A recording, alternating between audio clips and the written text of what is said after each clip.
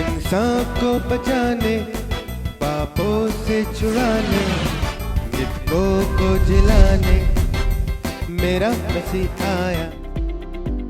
Hindi church online की इस आराधना सभा में मैं आपका स्वागत करता हूं, आपको धन्यवाद देता हूं। आज हम परमेश्वर के वचन की संगति करेंगे, उसके आदर और महिमा में उसके गीत गाएंगे, त्याग के साथ उसको अपनी भेंटें चढ़ाएंगे और उसके प्रेम को स्मरण करेंगे। आज परमेश्वर अपने वचन के माध्यम से हमसे एक भिन्न प्रश्न पूछ रहा। परमेश्वर आज हमसे प्रश्न कर रहा है कि क्या तू चंगा होना चाहता है? क्या तू मुक्त होना चाहता है? क्या तू स्वतंत्र होना चाहता है?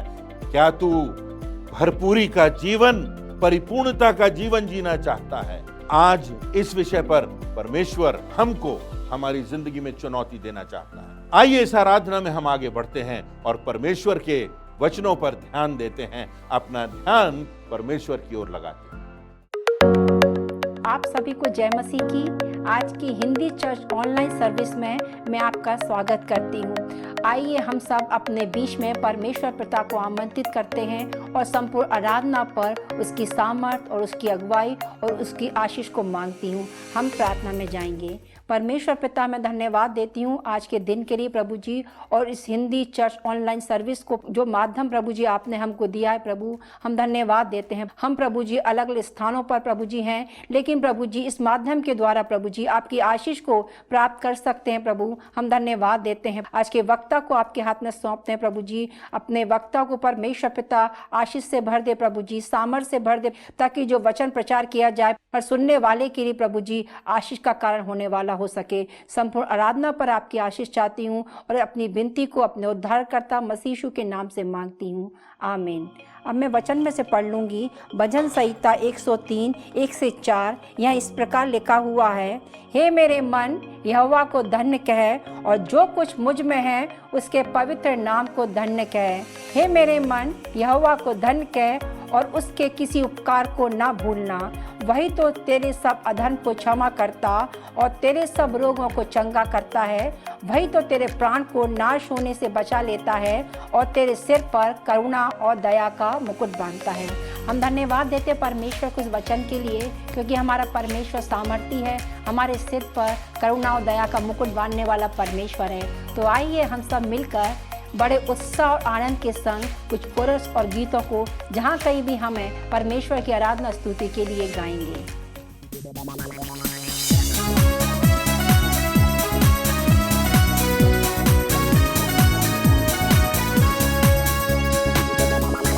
राजाओं का राजा है, ओ प्रभु का प्रभु है।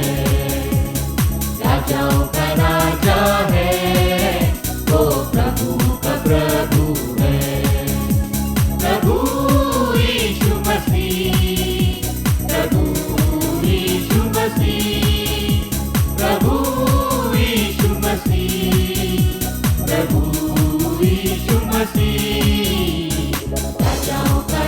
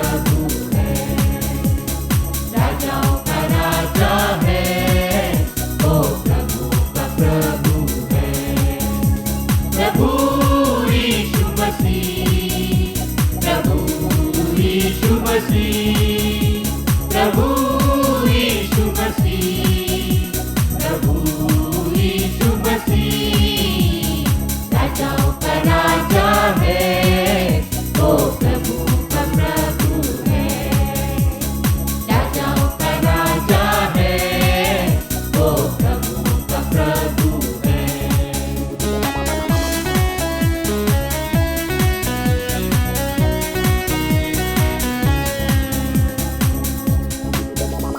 बुलाया सभी को है, करे उसे नमन, जयकारा ही है, यही है उसका वचन।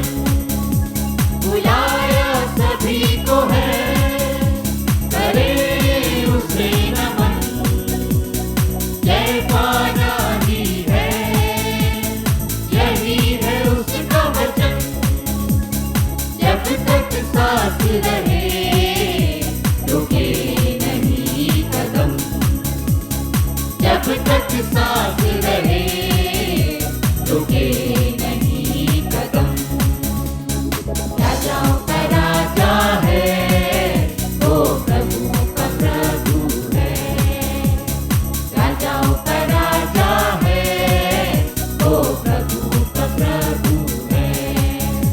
प्रभु यीशु मसीह, प्रभु यीशु मसीह, प्रभु यीशु मसीह, प्रभु यीशु मसीह, राजाओं का राजा है, वो प्रभु का प्रभु है। राजाओं का राजा है, वो प्रभु का प्रभु है, वो प्रभु का प्रभु है, वो प्रभु का प्रभु है।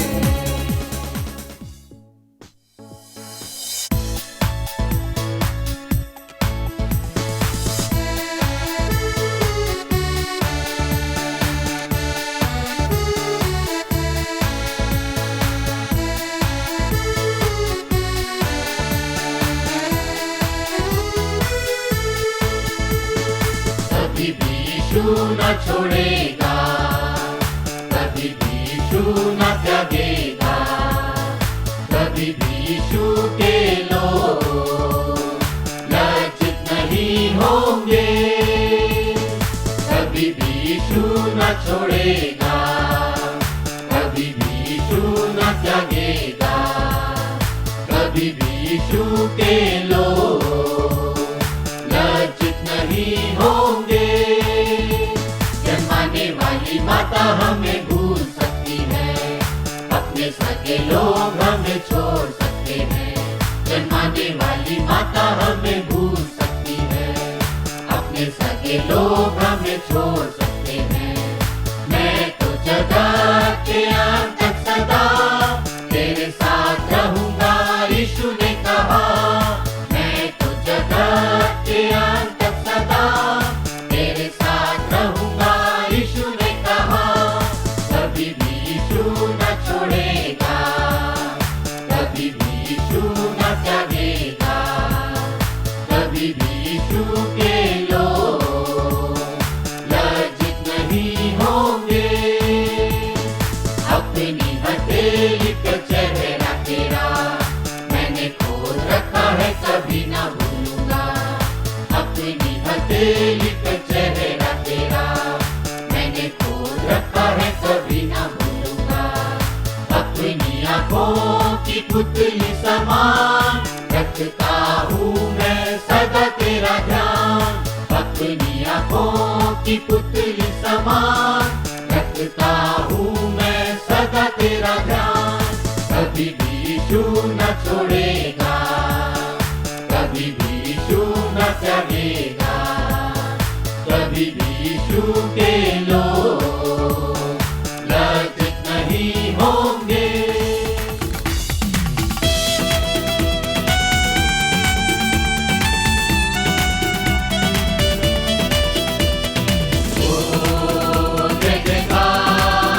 जय जयकार करे, ओ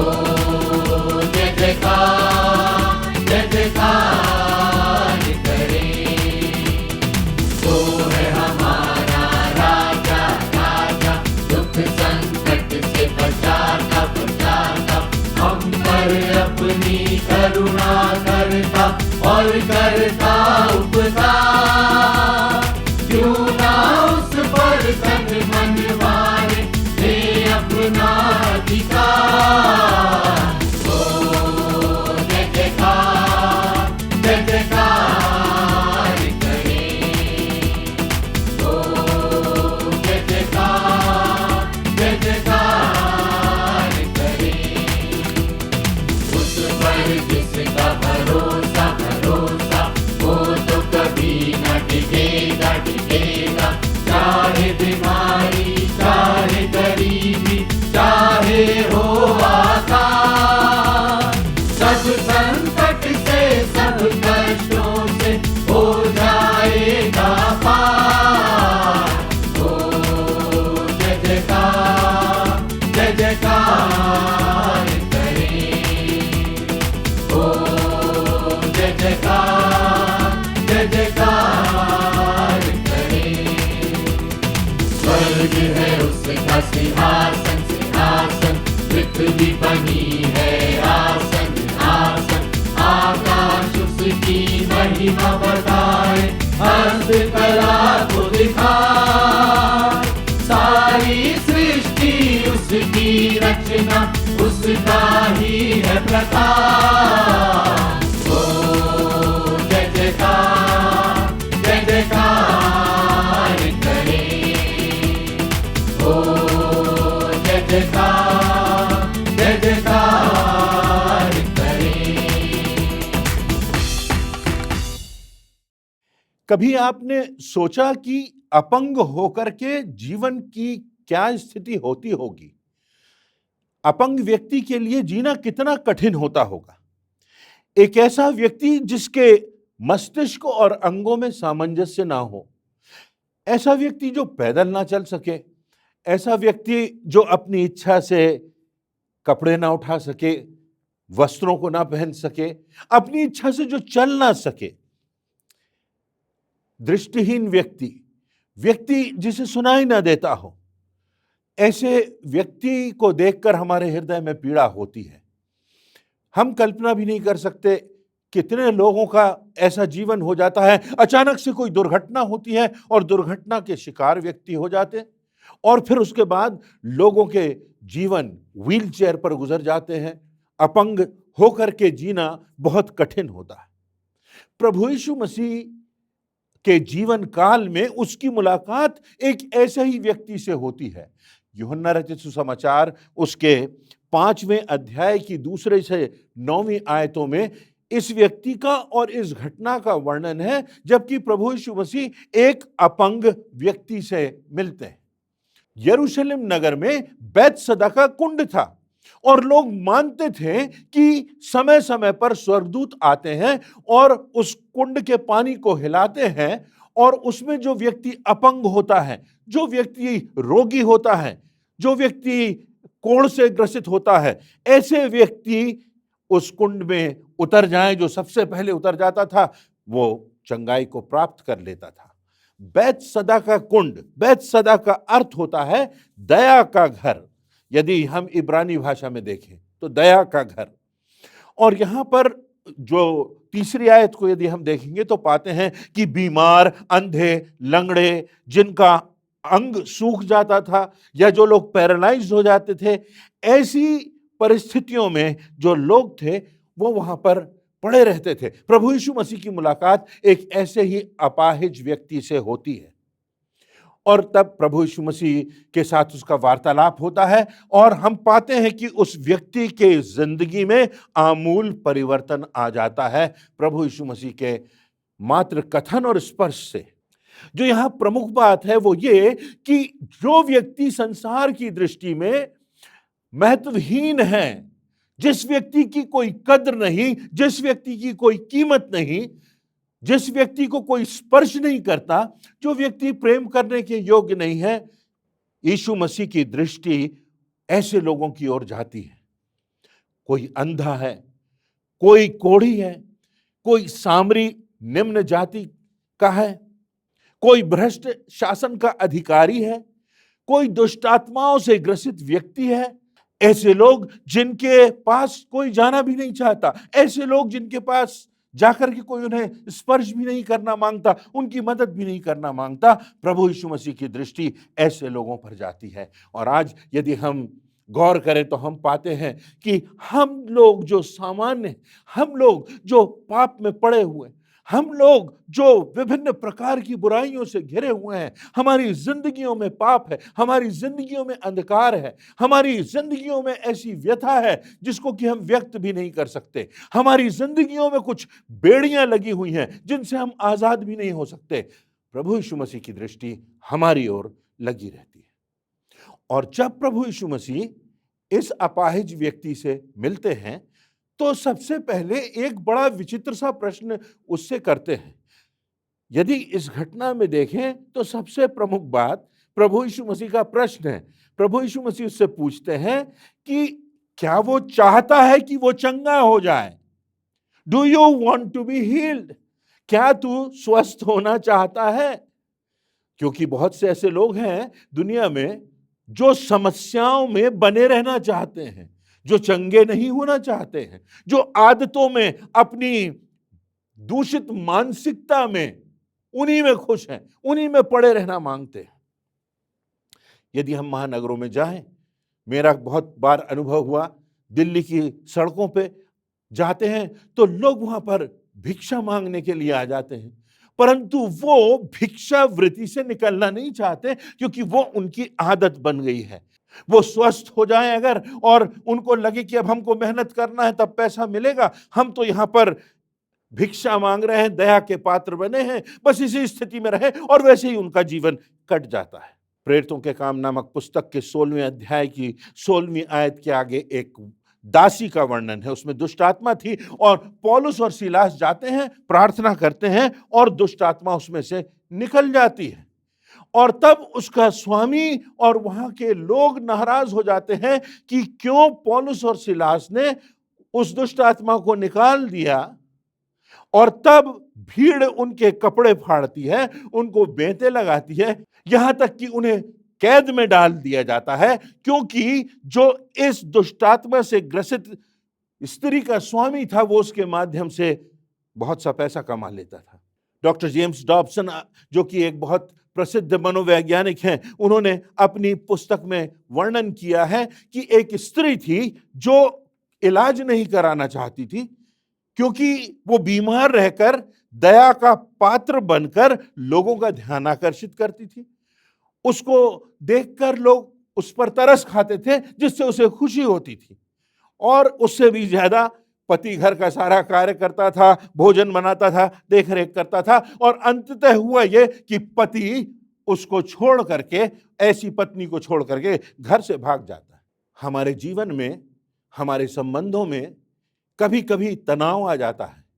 हमारे जीवन में हम समझते हैं कि जैसा हम सोचते हैं, जैसा हम समझते हैं, जैसा हमारा मूल्यांकन होता है वही सही है, दूसरे व्यक्ति की बात सही नहीं है, और इसलिए हम सुनने को तैयार नहीं है, दूसरे की व्यथा सुनने को तैयार नहीं है, दूसरे की समस्या सुनने को तैयार नहीं है, और अपनी बातों से दूसरों का, परिवार के सदस्यों का नियंत्रण अपने हाथ में रखते हैं।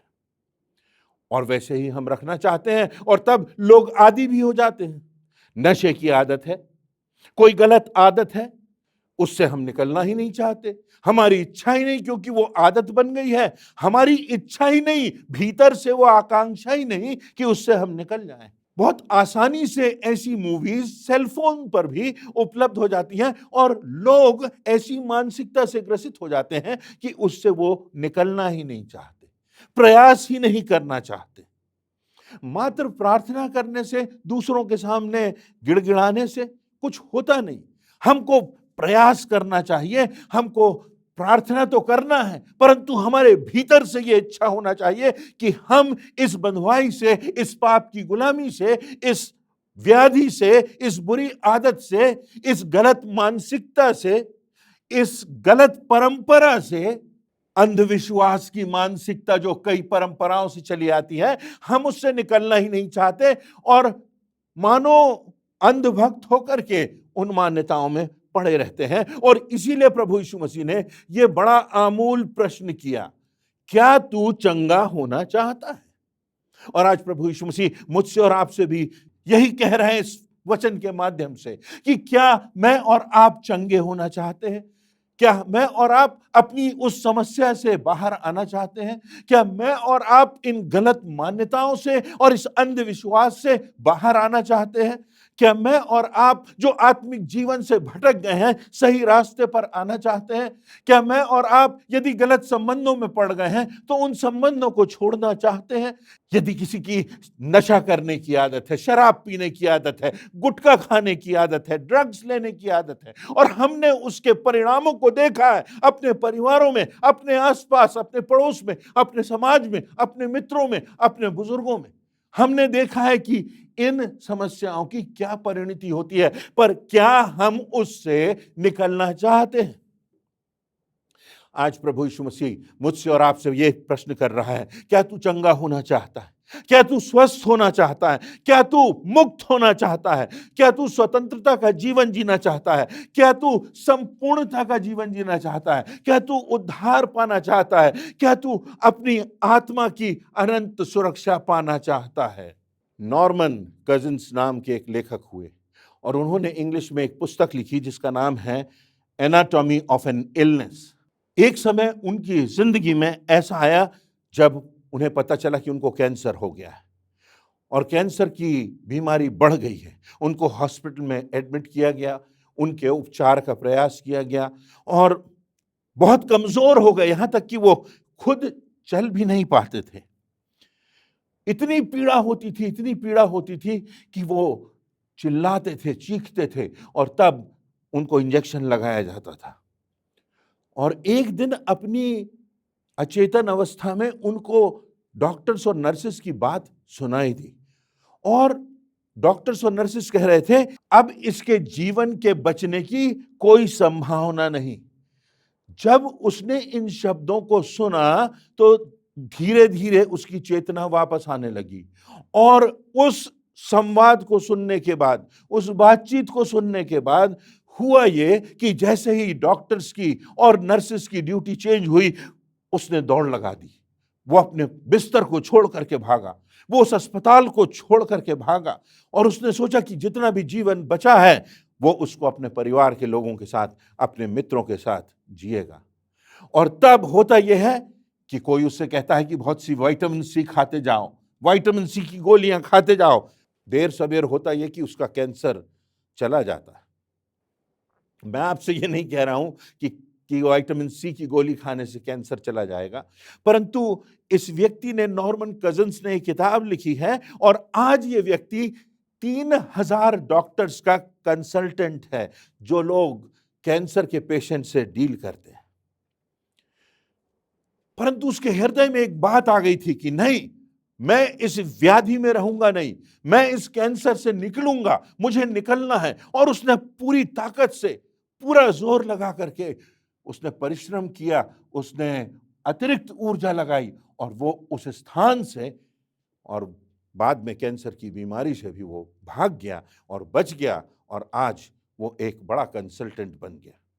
क्या तू चंगा होना चाहता है? क्या दिल से हमारी इच्छा है कि पाप की गुलामी से, इन बुरी आदतों से, इन व्याधियों से हम निकल जाएं? प्रभु यीशु मसीह का प्रश्न है, क्या तू चंगा होना चाहता है? दूसरी बात, वो व्यक्ति 38 वर्षों से अपंग था, पैरालाइज था और हर दिन वो प्रयास करता था। जो दूसरी प्रमुख बात है ये कि वो 38 वर्षों से निरंतर हर दिन प्रयास करता रहा कि उसको चंगाई प्राप्त हो जाए। आप और मैं कल्पना भी नहीं कर सकते कि 38 वर्षों में हर दिन प्रयास करने के बाद भी हम उसी स्थिति में पाए जाएं। कितनी निराशा की बात होगी, कितनी मानसिक यंत्रणा की बात होगी। हमको लगेगा हमारी जिंदगी व्यर्थ है, हम असफल हो गए, हम प्रयास करने के बाद भी अक्षम हैं, लोगों के उपहास का हम केंद्र बने हुए हैं इतना प्रयास करने के बाद। परंतु उसको प्रभु यीशु मसीह मिलते हैं और तब वो प्रभु यीशु मसीह से कहता है कि हाँ, मैं चंगा होना चाहता हूं, हाँ मैं चंगा होना चाहता हूं, प्रभु मैं चंगाई प्राप्त करना चाहता हूं। मेरे और आपके लिए आज एक निर्णय की बात है। आज हमको एक निष्कर्ष पर पहुंचना है कि क्या हम चंगे होना चाहते हैं, पाप की बीमारी से क्या हम निकलना चाहते हैं, यहां तक कि मानसिक रूप से अनैतिक संबंधों की बात सोचने से, किसी से गलत संबंधों में मानसिक रूप से जुड़ जाने से क्या हम निकल जाना चाहते हैं, क्या हम आर्थिक आजादी चाहते हैं, क्या हम नशे की आदत छोड़ना चाहते हैं, कोई भी एडिक्शन की जो बात है उससे क्या हम निकलना चाहते हैं, क्या हम क्रोध से निकलना चाहते हैं, क्या हम घमंड से निकलना चाहते हैं, क्या हम हठ से निकलना चाहते हैं, क्या हम कुदृष्टि से निकलना चाहते हैं, क्या हमसे दूसरों को क्षमा करना नहीं बनता, हमारा हृदय क्षमाशील नहीं रह गया, क्या हम इससे निकलना चाहते हैं? प्रयास करेंगे तो प्राप्त करेंगे, हमको प्रयास करना है। नीति वचन के 20वें अध्याय की 4थी आयत में लिखा है, आलसी मनुष्य शीत के कारण हल नहीं जोतता, इसलिए कटनी के समय वह भीख मांगता और कुछ नहीं पाता। आलसी अगर हम हो जाएं, अगर हम उसी में पड़े रहें, हम अपनी समस्याओं के आदी हो जाएं और बस उसी में पड़े रहें, क्या फायदा? उससे क्या होगा? हमारे साथ जो समस्या है वो ये कि अक्सर हमारी दृष्टि सफलता पर जाती है, प्रयास पर नहीं। मैं फिर कहता हूं, हमारी दृष्टि सफलता की ओर तो जाती है पर प्रयास की ओर नहीं, परिश्रम की ओर नहीं। हम एक डॉक्टर को तो देखते हैं कि वो बहुत सफल है, पर यह नहीं देखते कि उस डॉक्टर ने अपनी शिक्षा को प्राप्त करने के लिए, इस स्थान को प्राप्त करने के लिए कितना त्याग किया अपने जीवन में, कितने वर्ष कठिनाई से गुजारे। एक सफल व्यापारी को तो हम देखते हैं, उसकी गाड़ी देखते हैं, उसका अच्छा दफ्तर देखते हैं, उसका अच्छा घर देखते हैं, पर हम ये नहीं देखते कि अतीत में उसने कितना परिश्रम किया है, कितना त्याग किया है, कितना उसने इस स्थान तक पहुंचने के लिए कितनी बातों को छोड़ा है, और तब परिश्रम से, अनुशासन से, एकाग्रता से वो इस स्थान पर पहुंच के आया है। हमारी दृष्टि जो है वो प्रयास पर जाना चाहिए। क्या हम इस आत्मिक समस्या से, शारीरिक समस्या से निकलने का प्रयास करते हैं? क्या हम चाहते हैं कि परमेश्वर से हमारा संबंध मजबूत रहे? क्या हम प्रयास करते हैं एक अनुशासित जीवन जीने की, जहां प्रार्थना है, जहां हर दिन परमेश्वर के वचन का अध्ययन है? क्या हमें अपनी सीमाएं मालूम है? क्या हमारी सीमाएं निर्धारित हैं परमेश्वर के वचन के अनुसार? क्या हम विषमताओं में सहनशीलता रखते हैं? क्या हम परीक्षाओं के समय अपनी सीमाओं से बाहर नहीं जाते हैं? दूसरा तीमुथियुस उसके 2 अध्याय की 2 आयत में लिखा है, और जो बातें तूने बहुत गवाहों के सामने मुझसे सुनी है, उन्हें विश्वासी मनुष्य को सौंप दे, जो औरों को भी सिखाने के योग्य हो। पौलुस जो है वो अपने आत्मिक पुत्र तीमुथियुस से कह रहा है कि जो कुछ तूने मुझसे सीखा है, जो तूने मुझ में देखा है, वो दूसरे को सौंप दे। और तब वो यहां उदाहरण देता है, 3 लोगों का उदाहरण है यहां पर। एक योद्धा का उदाहरण है, एक अनुशासित खिलाड़ी का उदाहरण है, एक किसान का उदाहरण है। कैसे उन्हें अनुशासित जीवन जीना पड़ता है, कैसे उन्हें परिश्रम करना पड़ता है। हमको अपनी जिंदगी में निरंतर परिश्रम करना आना चाहिए, ऐसी समस्याओं से जूझना आना चाहिए। और तीसरी और सबसे प्रमुख बात यह कि उसने यीशु को पुकारा और उसकी आज्ञा भी मानी। मात्र इतना ही नहीं कि हम प्रार्थना करते रहें, परंतु जो वचन में आज्ञा है उन्हें भी हमें मानना है। यहां पर विश्वास की बात है, और प्रयास की बात है, और आज्ञाकारिता की बात है। यूहन्ना 5 उसकी 8वीं आयत में यीशु ने उससे कहा, उठ और अपनी खाट उठाकर चल फिर। और 9वीं आयत में लिखा है, वह अपनी खाट उठाकर चलने फिरने लगा। धर्मी जन विश्वास से जीवित रहेगा। जो विश्वास करता है वो मर भी जाए तो भी वो जीवित रहेगा। आज्ञाकारिता की बात, जिंदगी में जो कुछ बच रहता है वो विश्वास और आज्ञाकारिता। मात्र विश्वास कर लेना पर्याप्त नहीं है, परंतु आज्ञाकारिता की बात। विश्वास तो हमारा गलत बातों पर भी हो जाता है, अंधविश्वास भी हो जाता है, हमारा सोच भी गलत हो जाता है, परंतु परमेश्वर के वचन में आज्ञाकारिता की बात है। प्रभु यीशु मसीह के जीवन में, उसके जीवन में जो कुछ उसने दिखाया, जो उसने जिया, जो उदाहरण हमारे सामने प्रस्तुत किया, उसका अनुगमन करने की बात है। आज्ञाकारिता का जीवन, सही मानसिकता का जीवन, प्रयास करने का जीवन, सही दिशा में बढ़ने का जीवन। हो सकता है आज आप इन बातों को सुन रहे हो सकता है हमारे मन में, हमारे दिल में, हमारी आत्मा में कोई पाप है, कोई व्याधि है, वर्षों से कोई बात है, कोई समस्या है, कोई आदत है जिससे हम छुटकारा नहीं प्राप्त कर पा रहे हैं। आज प्रभु यीशु मसीह हमसे पूछते हैं, क्या तू चंगा होना चाहता है? आज हमें निर्णय करना है कि प्रभु, मैं चंगा होना चाहता हूं, मैं इस समस्या से, इस अंधकार से, पाप की गुलामी से, गलत मानसिकता से, अनुचित परंपराओं से निकलना चाहता हूं। प्रभु यीशु मसीह, मैं तेरे रास्ते पर चलना चाहता हूं। क्या आज हम में इतनी विनम्रता है कि हम जाने कि हमारी जिंदगी में वो कमी है, उसको माने, उसको स्वीकार करें? क्या आप चाहते हैं? क्या आप स्वीकार करते हैं? क्या आप अपनी गलती मानते हैं? क्या मैं और आप प्रयास करने का निश्चय करते हैं? क्या हम प्रण करते हैं कि हम यीशु की आज्ञाओं को मानेंगे? यूहन्ना रचित सुसमाचार उसके 5वें अध्याय की 14वीं और 15वीं आयतों में लिखा है, इन बातों के बाद वह यीशु को मंदिर में मिला। तब उसने उससे कहा, तू तो चंगा हो गया है, फिर से पाप मत करना, ऐसा ना हो कि इससे कोई भारी विपत्ति तुझ पर आ पड़े। उस मनुष्य ने जाकर यहूदियों से कह दिया, जिसने मुझे चंगा किया वह यीशु है। यह हमारी जिंदगी की गवाही। कितनी बार हम चंगाई को प्राप्त करने का निर्णय कर लेते हैं, प्रयास भी करते हैं, और कई बार हम अपने प्रयासों से, उस समस्या से, उस व्याधि से निकल नहीं पाते। परंतु जब हम प्रभु यीशु मसीह की ओर देखते हैं, उसके वचन को मानते हैं, उसके वचनों पर चलते हैं, उसके प्रति आज्ञाकारी होते हैं, तो अपनी शक्ति से नहीं परंतु परमेश्वर की सामर्थ्य से जिंदगी की हर कठिनाई, हर व्याधि, हर पाप, हर बुराई, सब प्रकार की गलत परंपराओं से हम निकल सकते हैं। हमें जय का जीवन प्राप्त हो सकता है, हमें अनंत जीवन प्राप्त हो सकता है। हमें निश्चितता हो सकती है कि इस जीवन में हम परमेश्वर के मार्ग पर विजयी होंगे और इस जीवन के बाद हम अनंत जीवन को प्राप्त करेंगे। आज परमेश्वर मुझसे और आपसे पूछ रहा है, अपने वचन के माध्यम से प्रश्न कर रहा है, क्या तू चंगा होना चाहता है?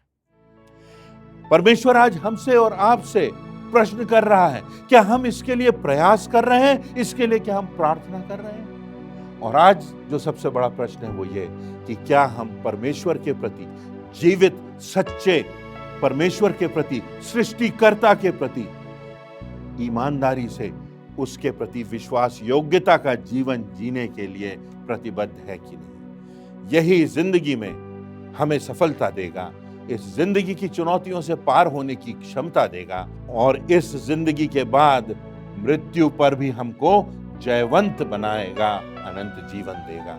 क्या मैं और आप आज इन वचनों पर चलने के लिए तैयार हैं? आप सभी को जय मसीह की। हम परमेश्वर पिता को धन्यवाद देंगे आज के प्रभावशाली वचन के लिए। धन्यवाद देंगे प्रभु के दास के लिए जिनके माध्यम से ये प्रभावशाली वचन हम सब तक पहुंच सका। अब हम प्रभु यीशु मसीह के द्वारा ठहराए गए विधि प्रभु भोज में शामिल होंगे। जब प्रभु की मेज तैयार की जाती है तो हम सब अपने मनों को तैयार करेंगे इस गीत के द्वारा।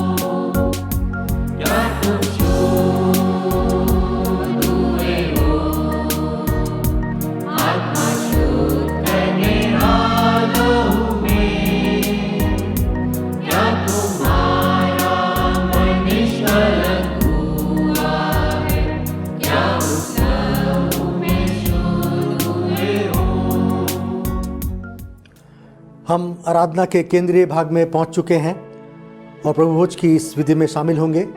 जिनका बपतिस्मा हो गया है वो इस विधि में शामिल होंगे। प्रभु यीशु मसीह ने जिस रात को पकड़वाया गया, रोटी ली और धन्यवाद करके तोड़ी और शिष्य को देकर कहा, ये मेरी देह है जो तुम्हारे लिए तोड़ी जाती है, मेरे स्मरण के लिए यही किया करो। इसी रीति से उसने ब्यारी के पीछे कटोरा लिया और कहा, ये मेरा लहू है, ये नए नियम की वाचा है जो तुम्हारे पापों के लिए बहाया जाता है। आइए इस विधि के लिए परमेश्वर को धन्यवाद दें, उससे हम प्रार्थना करेंगे। हमारे महान दयालु और सामर्थी पिता परमेश्वर, तेरे नाम का धन्यवाद करते हैं, तेरे नाम की स्तुति करते हैं, धन्यवाद देते हैं तूने अपने बेटे को संसार में भेजा कि उसने अपना बलिदान दिया और हमको अपने लहू से खरीद लिया। हम धन्यवाद देते हैं इस विधि के लिए पिता परमेश्वर कि इस विधि के माध्यम से हम तेरे साथ एक दिन और जुड़ जाते हैं प्रभु और तेरे मार्ग पर आगे बढ़ते हैं। हम धन्यवाद देते हैं इस विधि के लिए पिता परमेश्वर। हमारी विनती है जितने लोग इसको ग्रहण करते हैं सब पर आपकी आशीष का हाथ बना रहे। इस विधि पर हम आपकी आशीष चाहते हैं। इस प्रार्थना को उद्धार करता प्रभु यीशु मसीह के नाम से मांगते हैं, आमीन।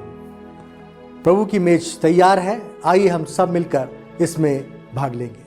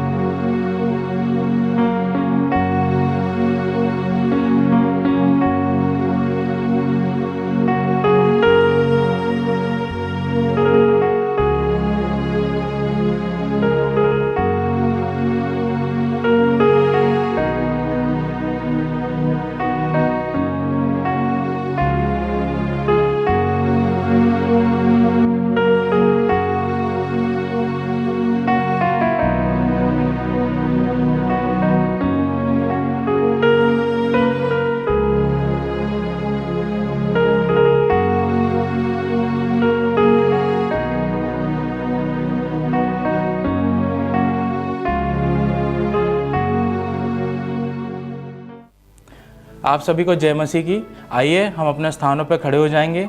आज की आराधना के लिए परमेश्वर पिता को धन्यवाद देंगे और प्रार्थना में जाएंगे और प्रार्थना के पश्चात एक कोरस गा लेंगे और अंतिम आशीष ग्रहण करके आज की आराधना को समाप्त करेंगे। आइए हम प्रार्थना करेंगे। पिता परमेश्वर, आज के हिंदी चर्च ऑनलाइन की संपूर्ण आराधना के लिए, तेरी उपस्थिति के लिए, तेरी आशीष के लिए हम तुझे धन्यवाद देते हैं पिता।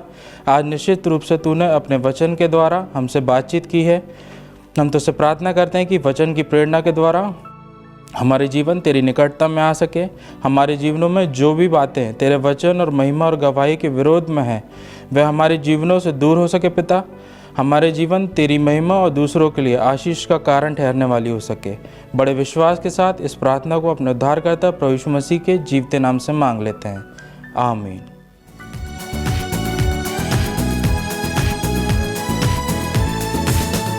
धन्यवाद प्रभु इस दिन के लिए,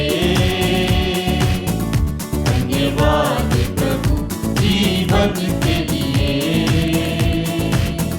धन्यवाद प्रभु इस दिन के लिए, धन्यवाद प्रभु जीवन के लिए, धन्यवाद धन्यवाद धन्यवाद धन्यवाद। आइए हम परमेश्वर की आशीष को ग्रहण करेंगे। अब हमारे परमेश्वर पिता का प्रेम, प्रभु यीशु मसीह का अनुग्रह और पवित्र आत्मा की शांति और सहभागिता हम सबों के साथ अनंत काल तक बनी रहे, आमीन।